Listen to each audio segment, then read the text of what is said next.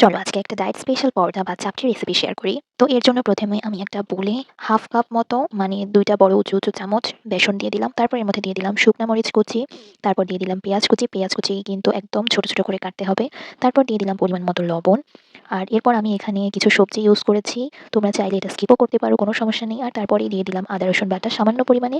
আর এরপর হচ্ছে আমি গরম মসলা দিয়ে দিলাম। তোমরা চাইলে মাংসের মসলাও ইউজ করতে পারো। আর এটা হচ্ছে একদম অপশনাল, না দিলেও চলবে। এরপর দিয়ে দিলাম ধনিয়া পাতা। ধনিয়া পাতা দিয়ে এর মধ্যে হচ্ছে আমি গরম পানি দিয়ে দিলাম। অল্প, অল্প করে দিতে হবে। তো ১ম বার আমার মনে হচ্ছিল যে একদম কম হয়ে গিয়েছে, আরেকটু লাগবে। এজন্য আমি ২য় বারও দিয়ে দিয়েছি। দিয়ে এটা সুন্দর মতো মিক্স করতে হবে। আর খেয়াল রাখতে হবে যেন পানি বেশি হয়ে না যায়। পরে এই যে মিক্স করতে, করতে যখন এরকম একটা ঘন টাইপের ব্যাটার হয়ে যাবে, তখন আমি একটা প্যানে অল্প পরিমাণে সরিষার তেল নিয়ে নিলাম।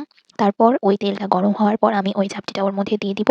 আর তেলটা কিন্তু গরম হওয়ার পর দিতে হবে, না হলে কিন্তু ঝাপটিটা লেগে যেতে পারে। তারপর উল্টে নিলাম। যখন ভালোমতো হয়ে যাবে, দেখো দেখতে কিন্তু মোটামুটি ভালোই হয়েছে। আর এই সাথে আমি একটা ডিম পোচ নিয়ে নিয়েছিলাম, যা তো খেতে অসাধারণ। আজকে সকালের ব্রেকফাস্টে হচ্ছে আমার এই চাপটি, একটা ডিম পোচ, কিছু বাদাম।